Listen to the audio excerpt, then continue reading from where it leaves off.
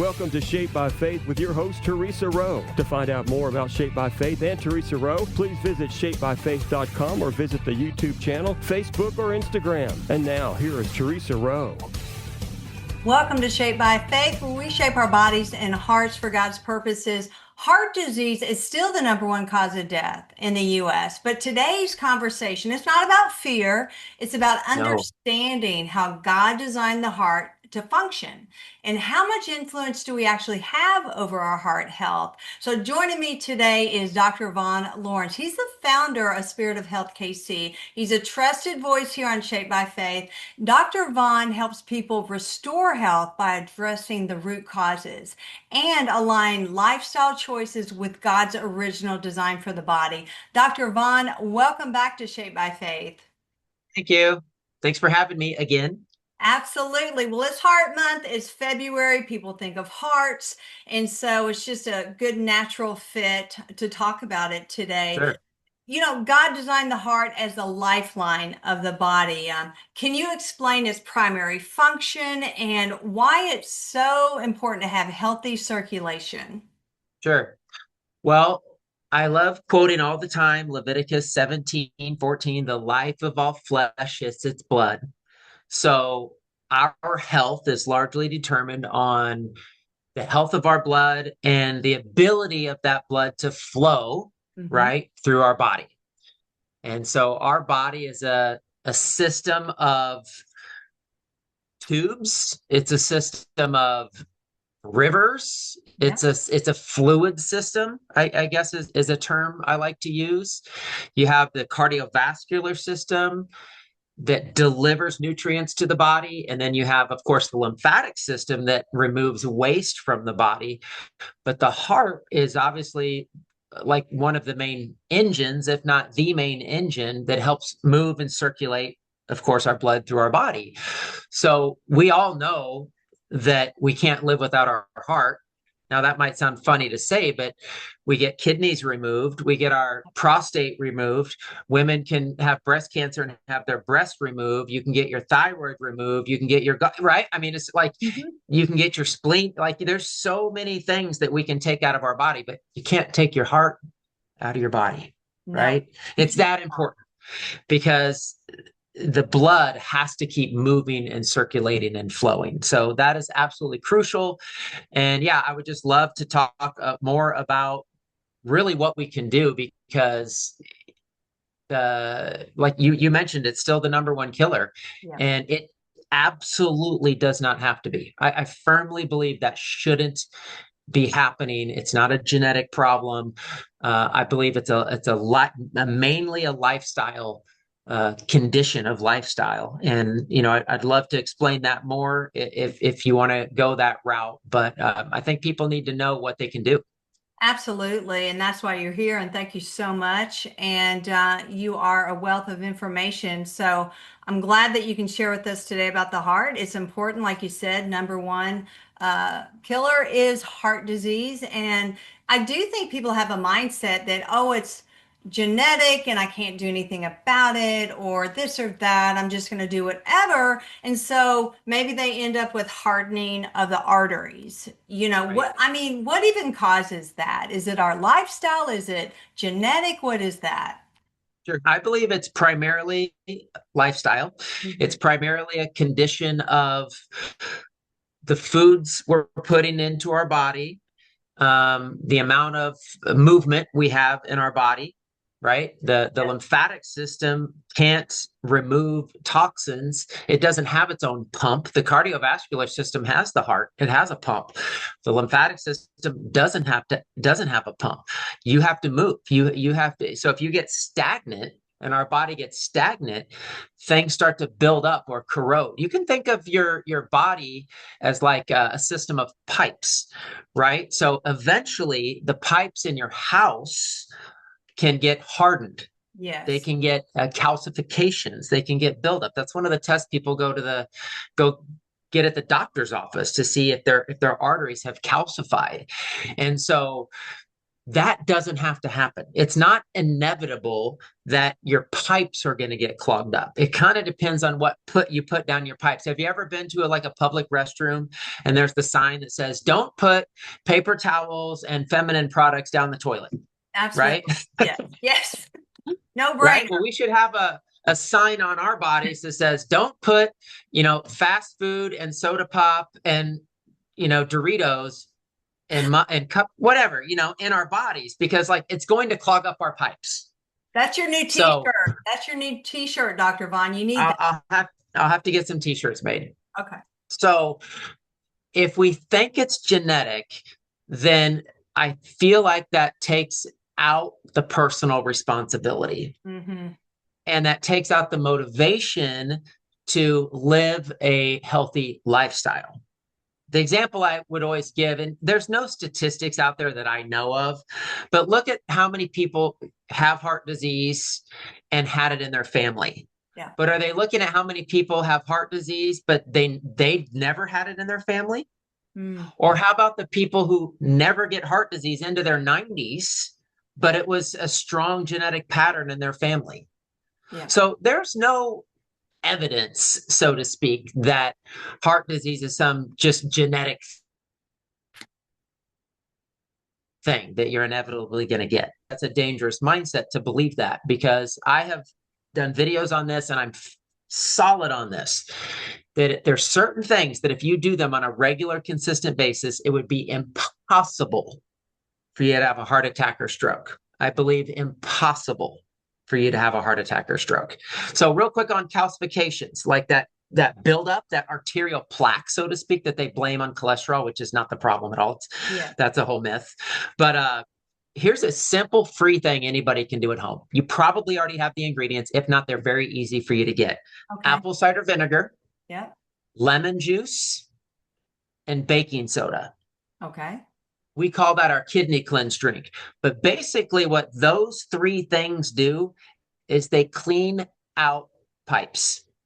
If you take apple cider vinegar, lemon juice, and baking soda on a consistent basis, that is going to clean any blockages out of your kidneys, your urinary bladder, your cardiovascular system. It's going to work on cleaning toxins out of your lymphatic system, and you won't get that buildup. The problem is just think about the typical American lifestyle, right? We're not as active as we should be. We're sedentary. We're watching a lot of TV, sitting behind computers, right, at our offices, working all day. And then we're eating way more food than the human body needs. And excessive amounts of things is going to cause a buildup in the body when there's more coming in that can be properly eliminated. So that is a formula right there for what you're seeing happening with heart disease. But if you're active and you move every day, if you clean up your diet and eat a whole foods diet or eat lighter, don't eat as much food, practice intermittent fasting, things like that. Try that drink with apple cider vinegar, lemon juice, baking soda. There's absolutely no reason whatsoever you have to have a heart attack or stroke. Now, Dr. Vaughn, as I'm listening to you, I want the recipe because, it's probably going to matter how much of what you put in that drink. So do you mind sharing that with us? Oh, sure. I'll give you the quick recipe. It's a tablespoon of apple cider vinegar, a tablespoon of fresh lemon juice, okay, and a half a teaspoon of baking soda. And I have been recommending that to people for 15 years. You just mix it up by itself and drink it straight? Mix it up and drink it. It's going to be a little bit of a chemistry experiment because of the interaction of the baking soda with apple cider vinegar and lemon juice. So it's going to kind of bubble up a little bit. Okay. But just let that happen, let it settle, and then drink it. And I've miraculous stories, like literally like bladder infections disappearing, women's yeast issues going away, people not having to go to get their kidney stones surgically removed, actually saving them from kidney surgery. I've seen it reverse arterial plaque because I actually have a test that measures from a 1 to a 7 how much buildup you have in your arteries. Oh, wow. Okay. So we're all paying attention now. We are, and we're going to try this. Do you say once a day do this? once or twice a day. You can do it morning and evening, but at least once a day. So it's not going to hurt you at all. Oh, that is Nope. awesome. Okay. Dr. Vaughn helps people restore health by addressing the root causes. He gets to the bottom of things and he uses God's original design. And I love that about you, Dr. Vaughn. So we're talking about the heart, and you were talking about, some of the causes of hardening of the arteries. So can you reverse that? You were giving us that great recipe. Thank you for doing that. What can we do if someone already has hardening of the arteries? They've already had a heart attack, maybe they've had a stroke. What can they do? Yeah, absolutely. So I'm going to give you, so that was kind of the free recipe that, again, simple things. People have those at home. I strongly encourage that. And just to add to that real quick, and then I'm going to go on to Sure. some other things that really, really work, is there's power in juicing. There's power in, people have heard about celery juice and how that's amazing for you. People have heard about all the benefits of ginger, Yeah. right? There's so many amazing, these aren't new things. Like God is the same yesterday, today, and forevermore, right? There's nothing new under the sun, Right. right? From Ecclesiastes. So these things are available to us. They've always been available to us. And, if we ate more of those things, let's just say it that way, we wouldn't be in the situation we're in today. Mm. Now, from a supplement standpoint, because there's things that I've been recommending for years and that I've seen it completely clear out and reverse this arterial plaque. And I can say that because I've seen it, because I actually have a test that can measure it. So I can test from a 1 open artery to a 7 block. So like this is a 1, 2, 3, 4, 5, 6, 7. It's actually measuring the size of the wavelength as it travels through the artery, so it can give us an indication of how much blockage is there. And so I've seen people a level 5 very severe blockage go all the way back to a 2. It's hard to get back to a 1 because I say 1s are for like people 30 and under, but you want to get back to a 2 where you have you clear out this blockage. And so the number one thing, Nepronol, that's the name of a product. It's Arthur Indra Medical. It's called Nepronol. It's a systemic enzyme. I'm sure you've heard of enzymes. A lot of times we think of enzymes for digestion. This is a systemic enzyme, and what that means is that enzyme gets into your bloodstream. You want it in your body, in your blood, because it'll actually break down and dissolve those plaques. I describe enzymes like Pac-Man. That I'm dating myself, but waka, waka, waka, waka, Pac-Man. Like I grew up in the 80s. We played Pac-Man. So they gobble up that waste, that calcification in the body. Enzymes dissolve those plaques in the body. And then, so that's number one, the Nepronol, the systemic enzymes. A lot of people have heard of nattokinase. So the natto's in there, protease, serrapeptase, all those enzymes in there for the heart. Number two is magnesium. Mm-hmm. If medical doctors, cardiologists simply recommended every one of their patients take magnesium every day, heart disease rates would go. So isn't that sad?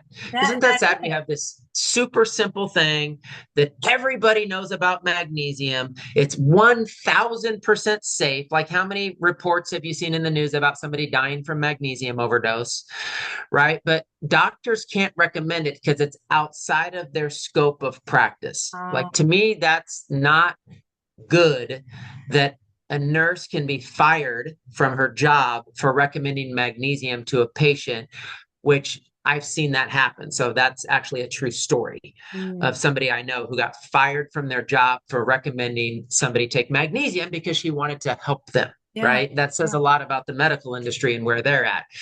So Nepronol, the systemic enzyme, magnesium every day. I recommend magnesium ER. A lot of times people like to know what I recommend. It's Mother Earth Labs, magnesium ER. Magnesium chloride by Health and Wisdom. That's, you can do like foot soaks or take a bath in magnesium chloride. So I'm a big fan of that. But get magnesium in your body every day. Number three is called nitric oxide. Okay. NO2.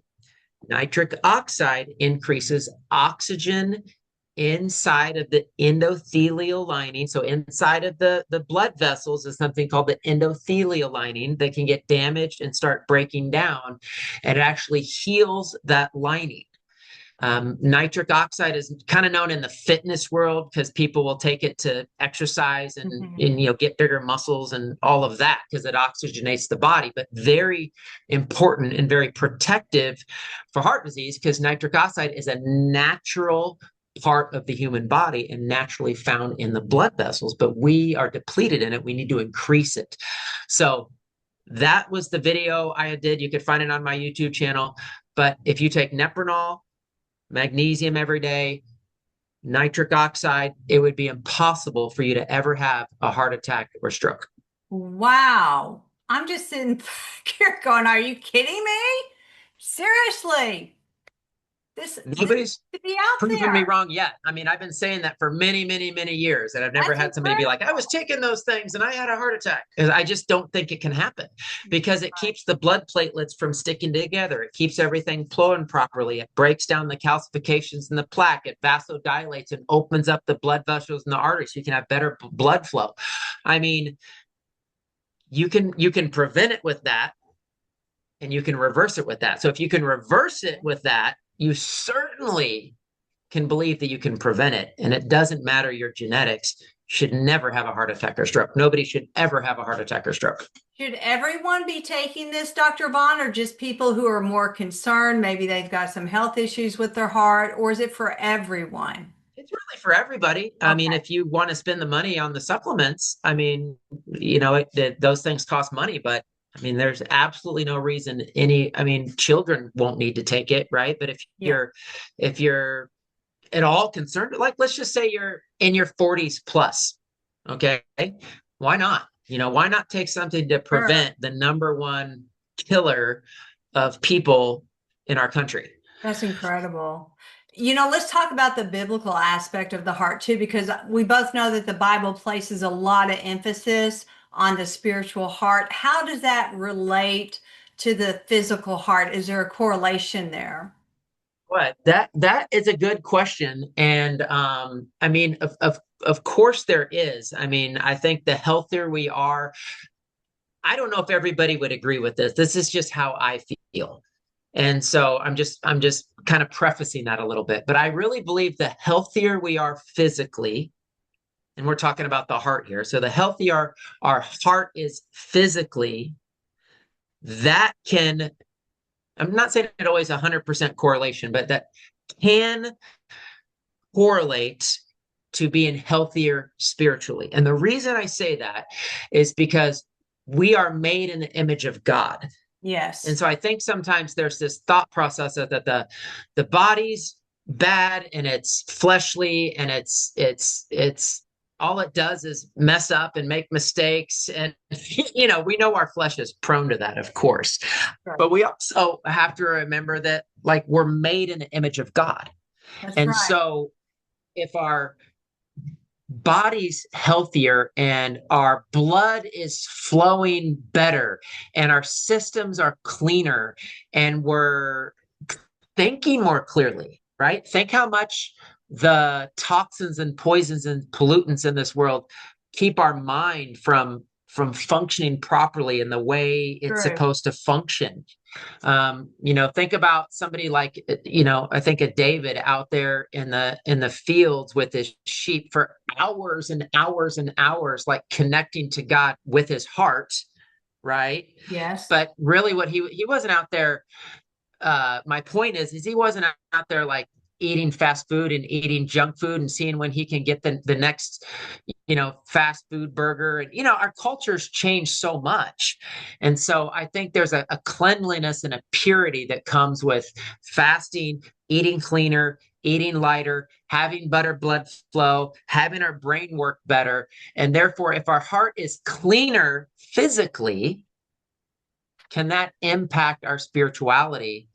And I would say yes, because I think as Christians, we always think, well, if we're better or stronger spiritually, that will help and impact our physical bodies, but we don't often think about it the other way around. True, true. That's good. And Dr. Vaughn, you've given us some amazing, incredible information that everyone needs to know. So thank you so much for sharing. You bet. Talk about exercise. You know, exercise is my thing, Shaped by Faith. I sweat, I exercise, I help the heart improve circulation. But how often should someone exercise, and what type of exercise, is actually good for the heart? Sure. Wow, that's a good question. You probably answer that way better than me. I I I always tell people do not underestimate walking. Yep. I think walking is very powerful. I'm sure you would agree. Walking 3 miles a day, or whatever you can get in. I don't know if you've heard this story, Teresa, but when I moved to France at 26 years old, I was 230 pounds. And when Wow. I came back from France 4 months later, I was 188. Oh my. The reason had nothing to do with diet. I was not into nutrition at that point. I was working a corporate job. I was oblivious to the natural health world. I walked all day, every day, So you are constantly moving and your constantly circulation moving. is going, and So that the way makes I sense. would think about it is we have to remember that the heart is a muscle, and Yes, muscles only get stronger if they get used. that's right. That's right. So just like you want to build a strong bicep, right? You have to put weight on that muscle to force that muscle to respond. So it's the same with the heart. If you're sedentary, yeah, your heart's going to keep beating. Your heart's going to keep beating. Like God's going to keep beating your heart. That's your autonomic nervous system. That's a normal process that happens. But if you stress the heart by doing some cardio, by walking up a hill, hiking up a mountain. If you stress the heart, that muscle's going to respond by getting stronger. That's right. And it's forced to become stronger. It's forced to become more efficient. So you have to put pressure on your body to get it to actually stay healthier and to get stronger. And so you ask what I do. I play pickleball at 5:30 a.m. This isn't every day, but these are the things I do every week, Sure. maybe once or more times a week. I play pickleball at 5:30 a.m. I play tennis at night. I love tennis because it's a full body workout. It works every muscle in your body, and it's a great cardio workout. And then I do a little morning routine. So like this morning, I just went down into my basement. I did push-ups, pull-ups, lunges, squats, chest presses, bicep curls. I do a hang, I do pull-ups. I do a bunch of stuff. It only takes me like 15, 20 minutes. Yes. But I know it's stressing my heart because I can feel it. Dun, dun, dun, dun, dun, dun.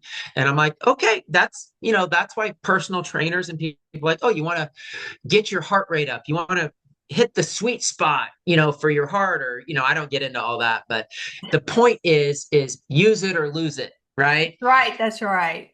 So you gotta make it work harder to force it to respond, which is going to give you longevity and life force. Here's an interesting fact. This popped in my brain, so I feel like I need to share it. Look at the life expectancy of animals. You pick 20 different animals and look at their life expectancy, and then look at their heart rates. Mm, The slower the heart rate, the longer they live. The interesting. faster the heart rate, the quicker they die, I guess you could say. Uh-huh. I couldn't think of a good way to phrase that. But if you look at the extreme examples, you look at the heart rate of a tortoise, how long does a tortoise live, versus the heart rate of a mouse, That's how true. long does a mouse live, right? So I had thought about that. yes, so you got to keep your heart healthy, which means your heart rhythm. They say professional athletes, their heart rates can be in the 40s, which, that's pretty extreme, but even mid 50s to high 50s, that'd be a good slow heart rate. Yeah. But man, I see people in my office all the time. I check their heart rate. They're 75, they're 80, they're 82. Mm-hmm. That's way too high. So what that means is the heart muscle's weak. It's having to work extra hard. Yeah. And it shouldn't. If we were fit and our heart was strong and our cardiovascular system was strong, our pulse rate would be 50s or maybe 60-ish. Let's just say 60-ish would be a good pulse rate, because now your body's not stressed to do its job. That's so good. We've only got time probably for one more question, but why are electrolyte deficiencies so common today, and how do they impact the heart rhythm and our blood pressure? Yeah, that's really important. I'm glad you said that, because the heart is an electrical organ. Yeah. We know that. EKGs, EEGs. How do we test and measure the heart? We're doing these electrical tests on the heart. And then people have AFib. They have these irregular heartbeats, or what are called arrhythmias. We're having all these imbalances in the heart functioning properly, and it runs on water and minerals. And primarily, like, we've also been trained that salt is a bad guy, and it's not. Like, you cannot get hydrated. You can't get a drop of water into any cell in your body without salt. Salt's actually crucially important, especially if you're working out and sweating. So what I tell people is, take electrolytes every day. Take your minerals. I mentioned the magnesium, but we need salt. We need potassium. We need calcium. What's one of the medications they give people for high blood pressure? It's called a calcium channel blocker. They're blocking the calcium from getting inside of their arterial system because calcium constricts. Well, that's a bad idea. We need magnesium to vasodilate and open things up. So the point is you need electrolytes, efficient in them. The heart runs on salt, other electrolyte minerals, and water. It's electrical. So if you take electrolytes every day and you exercise, the system works right. The heart gets out of rhythm and out of balance when there's not the proper minerals to keep it in rhythm properly. Now, what interferes with that? Stress, adrenaline, cortisol, coffee, looking at computer screens, etc. So all that's interfering with this electrical system. That is so, I mean, we could go on and on and on. And thank you so much for coming on monthly. And I think we need to talk maybe next month, pick it up about the heart and talk some more about the heart. But thank you so much, Dr. Vaughn. Welcome. Thanks again for having me. And thank you for listening. I'm Teresa Rowe. Everyone have a blessed day. Bye. Thank you for listening to Shaped by Faith with Teresa Rowe. Remember to visit shapebyfaith.com to find out more about workouts, the TV show, podcasts, blogs, Shaped by Faith products, and much more.